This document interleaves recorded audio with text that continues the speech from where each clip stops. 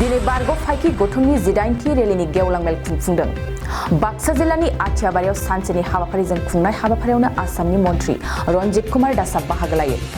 बाक्सा मौजा बारग' फाइखि अनसाय आफादनि मेलाव बाहागो लानानै मन्थ्रि रन्जित कुमार दासआ राजस्थानाव पुलामा जाथायनि मुंख्लं नखरफोरनो मुसुखा बानायनायनि थाखाय सोमावसारनाय जाथायनि सायाव गोनां बाथ्रा बुंथियो। मन्थ्रि दासआ बुंदों, मुंख्लंफोरनि मुसुखा बानायफुंनो थाखाय बिथांखि थानांगोन। गावनि बिबुंथियाव मन्थ्रिया आरोबाव बुंबावदों, बजालियाव सानै मुंख्लंनि मुसुखाखौ फसंनाय जादों।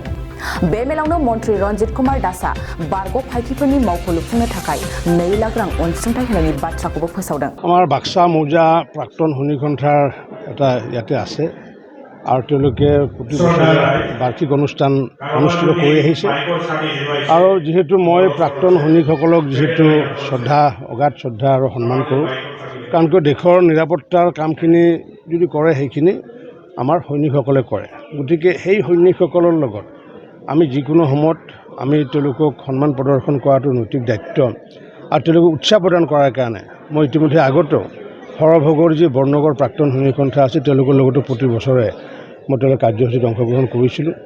এইবেলি আমাৰ পাটাচাৰকুছি অঞ্চলৰ ৰাইজ, বাক্সা মৌজাৰ ৰাইজে মিলি পেলাই যি অনুষ্ঠান কৰিছে সেই অনুষ্ঠানটো আগন্তুক দিনত দীৰ্ঘজীৱী হওক তাকে কামনা কৰিছোঁ। আৰু ইয়াৰে যি কাৰ্যালয় আছে ইতিমধ্যে আমাৰ বিত্তীয় EM ঘনশ্যাম দাস ডাঙৰীয়াই বহুত সহায় কৰিছে।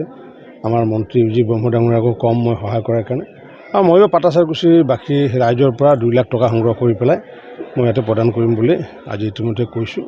আৰু আগন্তুক দিনতো এইসকলৰ লগত এনেকুৱাকৈ জড়িত হৈ থাকিব পাৰিলে নিশ্চিতভাৱে ভাল পাম। চাওক, এইটো ঘটনাটো হৈছে কি, এনে চৰকাৰীভাৱে ধৰক প্ৰতিমূৰ্তি স্থাপনৰ কথাটো কোনো নিৰ্দেশনা নাই।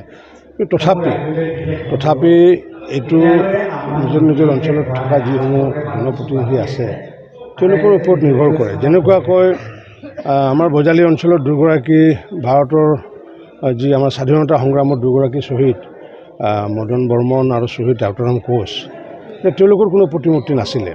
কিন্তু মই বিধায়ক হোৱাৰ পিছত ব্ৰঞ্জৰ প্ৰতিমূৰ্তি মদন বৰ্মনৰ 2টা আৰু ইপিনে শ্বহীদ ৰাউতাৰাম কোঁচৰ 2টা মই নিৰ্মাণ কৰিছোঁ।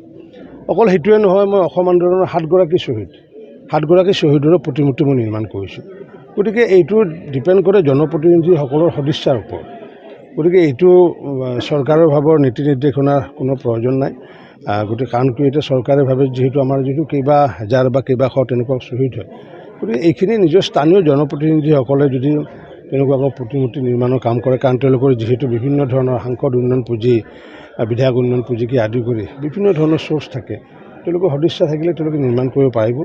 মই ইতিমধ্যে আমাৰ যি সৈনিক আছিলে আমাৰ কপিল কলিতা, আজি তেওঁৰ নামতো আমি প্ৰতিমূৰ্তি বনাইছোঁ। গতিকে এইটো স্থানীয় যিসকল জনপ্ৰতিনিধি আছে তেওঁলোকৰ ওপৰত ডিপেণ্ড কৰিব।